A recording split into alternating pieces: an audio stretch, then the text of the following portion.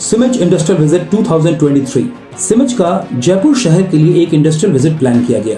ये एक 6 दिवसीय इंडस्ट्रियल विजिट था जिसमें 30 छात्रों का दल शामिल था और इस दल का नेतृत्व कर रहे थे सिमेज ग्रुप ऑफ इंस्टीट्यूशंस के director professor Neeraj Agarwal, centre head Mrs Megha Agarwal और dean professor Neeraj Poddar. Journey की शुरुआत 8 फरवरी से शुरू हुई। सारे लोग राजेंद्र नगर स्टेशन में शाम 4:30 बजे मिले और जियारत एक्सप्रेस से जर्नी की शुरुआत हुई। बैठे बैठे क्या करे, करना है कुछ काम, शुरू करे अंताक्षरी लेके प्रभु का नाम। उड़ जाओगे जो तुम, उड़ जाएंगे हम। इसी दौरान पूरे इवेंट की प्लानिंग भी की गई कि हमारी योजनाएं कैसी रहेगी ताकि समय बर्बाद न हो, क्योंकि वक्त कम था और हमें बहुत सारे मिशंस में अपने ऑब्जेक्टिव अकम्प्लिश करने थे। शाम 7:30 बजे ट्रेन में डिनर का प्रोग्राम हुआ और डिनर के बाद सभी लोगों की टोली फिर मिली और लोगों ने अंतराक्षरी, दम शराद और इस तरह के मनोरंजक गेम को आपस में खेल के आनंद लिया और इसके बाद रात में सभी लोग सोने चले गए। ट्रेन में ही जगह सीमित थी, लेकिन छात्रों के बीच मैनेजमेंट गेम्स कराए गए। चाइनीज विस्पर का गेम कराया गया जिसमें छात्र एक दूसरे को मैसेज देते गए और अंत में मैसेज को डिकोड किया गया और इस एक्टिविटी के माध्यम से छात्रों को बहुत सारी जानकारी प्रदान की गई। लगभग 1:30 बजे ट्रेन जयपुर पहुंच चुकी थी और पहुंचते ही सभी लोगों ने अपने अपने लगेज को संभाला और वहां पर एक ग्रुप फोटोग्राफ का मौका निकाला और उसके बाद लगभग 1:45 बजे के आसपास सभी लोग अपने निर्धारित डेस्टिनेशन पे पहुंच चुके थे, जो था जयपुर का जय निवास होटल।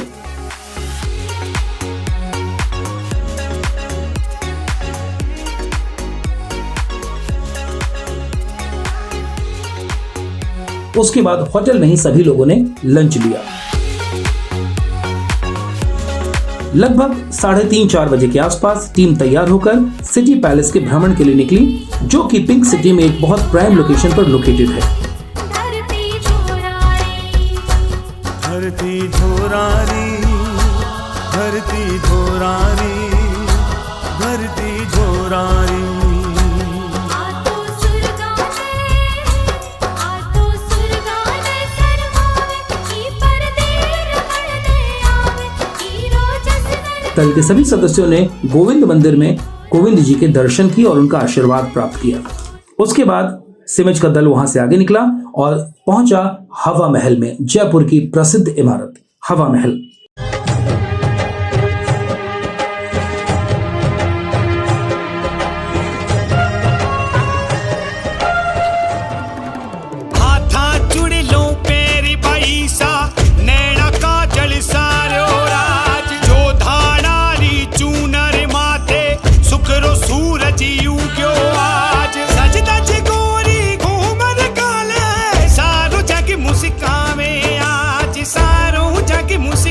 पूरे पिंक सिटी को यानी गुलाबी शहर को लोगों ने शिद्दत से देखा। रात में 8 बजे सभी लोग चाट जंक्शन पहुंचे, जो वहां का एक फेमस फूड प्लेस है। वहां पर सभी लोगों ने डिनर किया और उसके बाद रात में 9:30 बजे सभी लोग अपने होटल वापस पहुंच गए। तीसरे दिन यानी 10 फरवरी को सुबह सभी लोग 8 बजे तक ब्रेकफास्ट करके रेडी हो चुके थे। आज का दिन था बहुत इंपॉर्टेंट, क्योंकि आज हमें जाना था बालाजी फाउंड्री में। बालाजी फाउंड्री जयपुर की एक बहुत इंपॉर्टेंट इंडस्ट्री में से एक है और इंडस्ट्रियल एरिया में लोकेटेड है।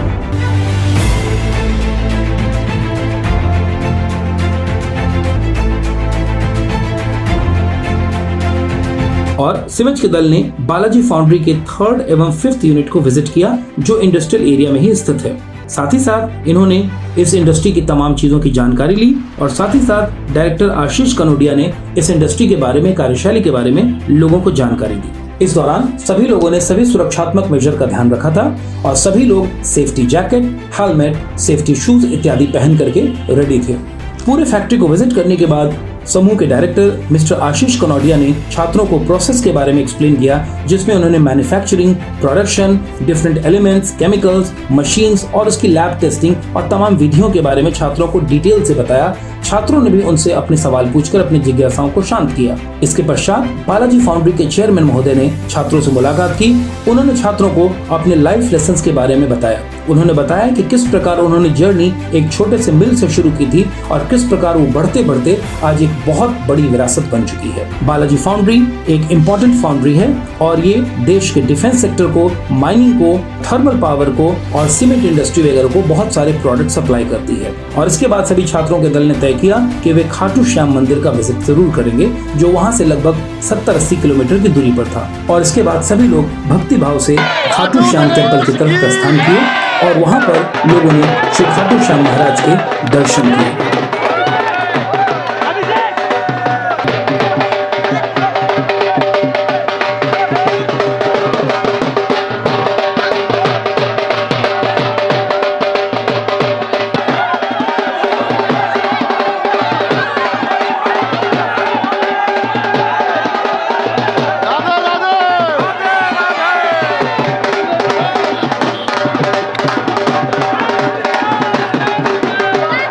उसके बाद 10 बजे तक सभी लोग होटल वापस पहुंचे और होटल पहुंचने के बाद सभी लोगों ने सबसे पहले डिनर किया और 10:30 बजे से रात 12 बजे तक केस स्टडी की गई। इस केस स्टडी में सीमेंट समूह के डायरेक्टर प्रोफेसर नीरज अग्रवाल ने छात्रों से विभिन्न प्रकार की जानकारियां प्राप्त की एवं उनके साथ इंपॉर्टेंट इन्फॉर्मेशन शेयर किए। किस प्रकार से इंडस्ट्री सेटअप हुई, क्या लेसन हमें लेने चाहिए, किस तरह के चैलेंजेस का मुकाबला इन्होंने किया, किस तरह की इनोवेटिव पद्धति इन्होंने इस्तेमाल की और किस तरह से ये चैलेंजेस में सस्टेन कर पाए, आगे बढ़ पाए, किस तरह से इनकी फ्यूचर प्लानिंग है, इन तमाम चीजों का डिस्कशन किया गया। इसके बाद चौथे दिन की शुरुआत जयपुर में होती है। मॉर्निंग में 8 बजे सभी लोगों ने ब्रेकफास्ट किया और उसके बाद सभी लोग तैयार हो गए कैंसर केयर सेंटर जाने के लिए, जो बालाजी फाउंड्री ट्रस्ट के द्वारा संचालित की जाती है। यहाँ कैंसर से पीड़ित मरीजों की मदद की जाती है। 19 साल तक की उम्र के बच्चों के लिए यहाँ रहने, खाने पीने और पढ़ाई की व्यवस्था की जाती है ताकि वे लोग यहाँ रह सकें और उसके पश्चात वे वहाँ पर इलाज करा सकें। इसके पश्चात टीम पहुंची जयपुर फुट। जयपुरिया फुट एक बहुत इंपॉर्टेंट नाम है और इसे किसी परिचय की जरूरत नहीं है। वे लोग जो किसी हादसे में अपने पांव खो बैठते हैं, उनके लिए जयपुरिया फुट द्वारा कृत्रिम फुट का निर्माण किया जाता है, कृत्रिम पैर का निर्माण किया जाता है। यहाँ छात्रों ने कृत्रिम पैर बनाने की पूरी विधि का शुरू से अध्ययन किया। यहाँ लोगों ने देखा कि किस प्रकार से पैर को बनाया जाता है, उनकी मोल्डिंग की जाती है, कास्टिंग की जाती है, किस प्रकार से अलग अलग हिस्सों को जोड़ा जाता है और किस प्रकार से कस्टमाइज पैर बनाया जाता है। यहाँ छात्रों ने 2 दिव्यांग व्यक्तियों से भी मुलाकात की। इनमें से एक वो थे जो एक हादसे में अपना पैर गंवा चुके थे, लेकिन जयपुरिया फुट पहनकर वे अपने दैनंदिनी सारे कार्य बहुत अच्छे तरीके से संचालित कर पा रहे थे। उन्होंने लोगों को चलकर, दौड़कर, टेबल पर से कूदकर, जमीन पर बैठकर और नाचकर बताया कि वो कितनी सहजता से अपने कार्यों को संपादित कर पाते हैं।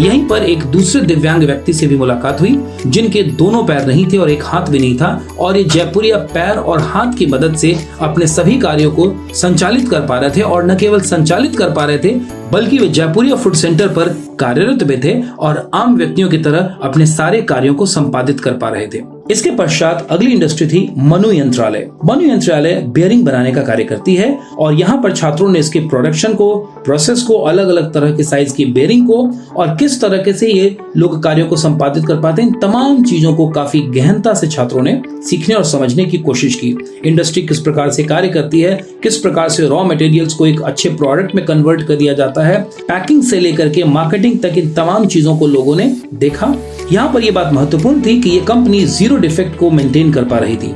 इसके पश्चात तमाम फैक्ट्री का भ्रमण करने के बाद और इंडस्ट्रीज की तमाम प्रोसेसेस को समझने के बाद छात्रों ने वहां के डायरेक्टर मिस्टर M.K. भंतिया से तमाम तरह के सवाल जवाब को जाना और अपनी जिज्ञासाओं को शांत किया। उन्होंने छात्रों को कई महत्वपूर्ण जानकारी भी प्रदान की।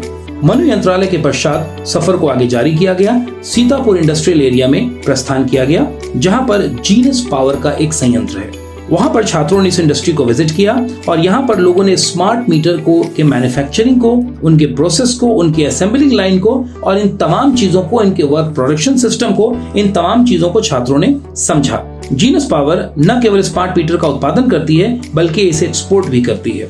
उसके पश्चात वहाँ के निदेशक महोदय ने छात्रों को इस प्रोसेस के बारे में तमाम जानकारियों से अवगत कराया और उसके पश्चात रात में सिमेज की टीम पहुंची चोखी धानी। जयपुर में चोखी धानी एक जाना माना नाम है। राजस्थानी पारंपरिक परंपराओं से लोगों को अवगत कराता है और राजस्थान की मिट्टी बसी है यहाँ। तो चोखी धानी में छात्रों ने खूब एंजॉय किया।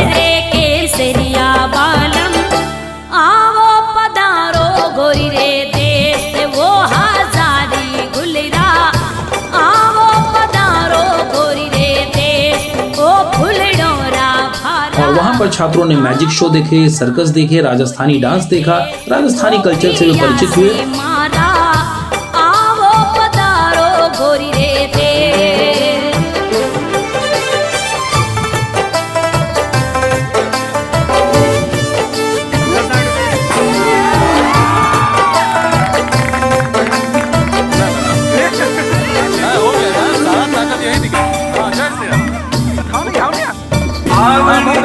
वहाँ पर छात्रों ने एलिफेंट राइड किया, कैमल राइड किया। गिनता गिनता घिस गई आंगलियां रे, गिनता गिनता घिस गई आंगलियां रे, एक बड़ा सा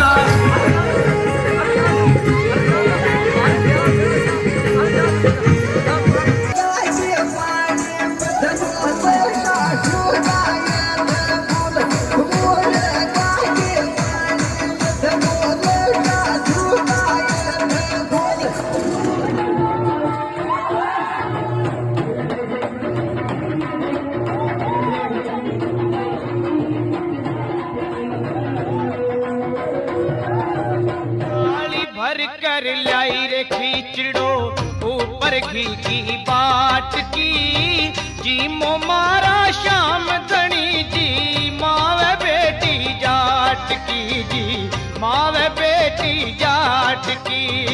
थाली भर कर लाई रे खींचड़ो, थाली भर कर लाई रे खींचड़ो ऊपर घी की बाट की, जी मो मारा और तरह तरह के राजस्थानी पकवानों का लुत्फ उठाया। जाट की जी, मावे बेटी जाट की।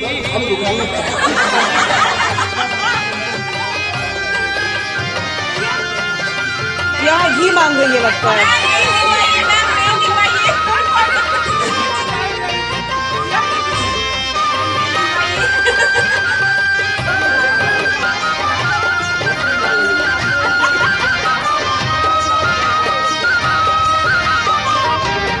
आगे बीच में ओ पाप मारो क्या करते हैं जी? ठीक है, बड़ो लो आवे लो, पाप मारो आवे लो, उनके भरोसे बैठो रो तो कोई। इंडस्ट्रियल विजिट के 5वें दिन यानी 12 फरवरी को ब्रेकफास्ट कर टीम सुबह 8 बजे ही तैयार हो गई और सबसे पहले विजिट किया गया मोती डुंगरी का। और वहाँ प्रसिद्ध गणेश जी के मंदिर में लोगों ने गणेश जी के दर्शन किए।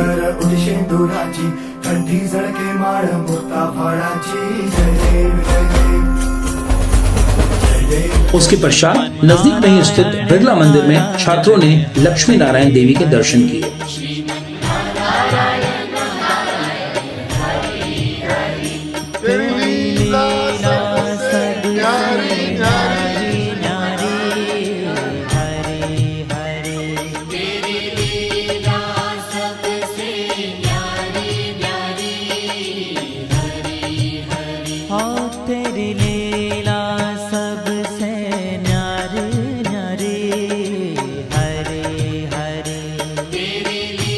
उसके बाद बस में स्नैक्स खाते हुए लोग आगे बढ़ते चले गए और उसके बाद बारी आ गई राजस्थान के प्रसिद्ध पर्यटन स्थल जल महल की। छात्रों ने जल महल को भी विजिट किया।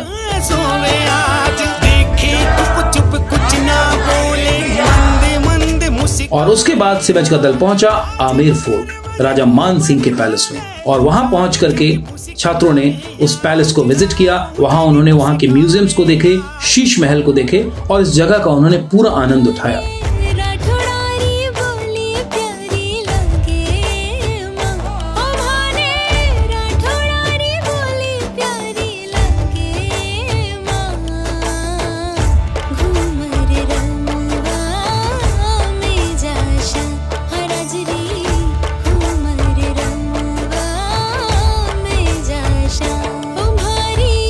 घूमर आमेर फोर्ट के बाद हमारी जर्नी पहुंची जयगढ़ फोर्ट।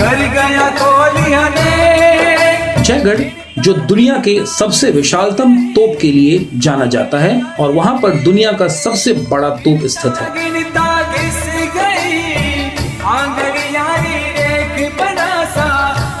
जयगढ़ फोर्ट का छात्रों ने नजारा लिया, वहां फोटोग्राफी की।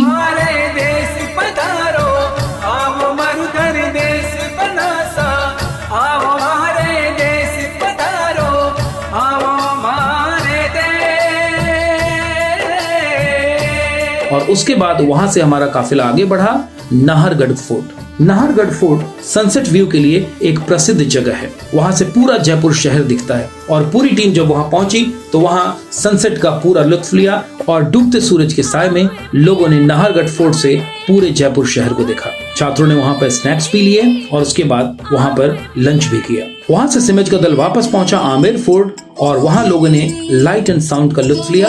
जयपुर का लाइट एंड साउंड दुनिया के जाने माने लाइट एंड साउंड शो में से एक है।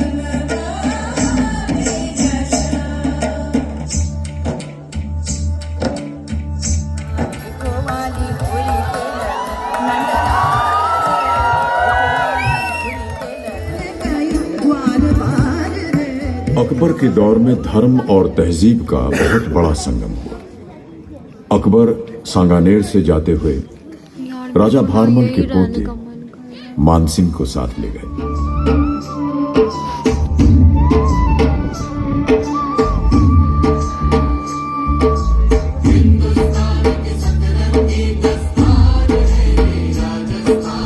लाइट एंड साउंड का लुत्फ लेने के बाद अब जयपुर में छठा दिन यानी 13 फरवरी और 4:30 बजे हमने होटल छोड़ दिया क्योंकि सुबह हमें double decker train Jaipur station पर पकड़ना था। डबल डेकर ट्रेन से जयपुर से टीम दिल्ली के लिए चली। 13 फरवरी को दिल्ली में लगभग 10:30 बजे हमारा काफिला पहुंचा। उसके बाद सीधा हमने यूपी के ग्रेटर नोएडा की तरफ रुख किया क्योंकि अब हमारी अगली मंजिल थी बिमटेक इंस्टीट्यूशन।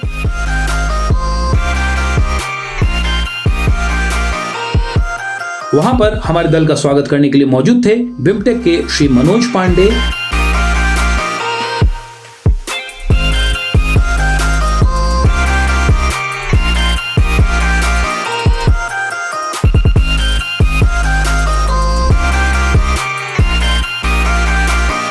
वहां पर चाय और नाश्ते के बाद लोगों ने 6 हैट्स ऑफ थिंकिंग और अदानी कंट्रोवर्सी पर सेशन अटेंड किया। गहन विचार विमर्श हुआ और इस केस स्टडी को डिस्कस किया गया।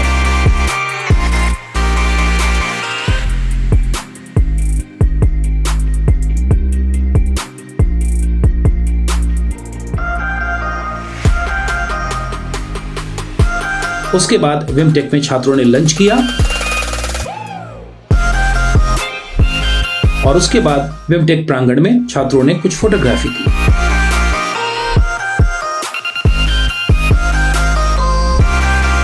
और शाम में 5 बजे दिल्ली से तेजस एक्सप्रेस ट्रेन को पकड़कर लोग पटना के लिए प्रस्थान किए।